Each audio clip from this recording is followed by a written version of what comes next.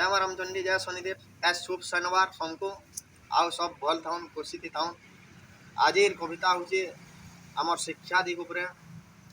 जेनता कि पढ़ाटा बहुत ज्ञान पाइबाटा मुस्किल है से ज्ञान उपरे और ज्ञान के आजकल पढ़ा के नहीं देखवार लोग पढ़ा कही कहूँ जहाँ ज्ञान के बुड़े दूँ से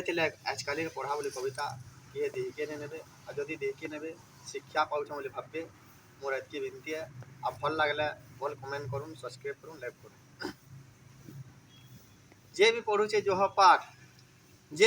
जोह पाठ बुड़े दौचे बुधिर बाट उल्टा पुल्टा खाऊचे खाना बदले दौचे पिन्ना उन्ना माँ के कहूचे मम मैकनिया के कहूचे मैडम बुआ के कहूचे डैड आ भर के कहूचे हजबैंड देखीदेला जदि गुरु बाय बाय करुचे दुरु कहूचे सला केन जे महापुरु मरले मरु जोह पढ़ाले कहीं लाभ दुखटा पाइबे माँ बाप एंता किए न करबे पढ़ाटा पढ़ा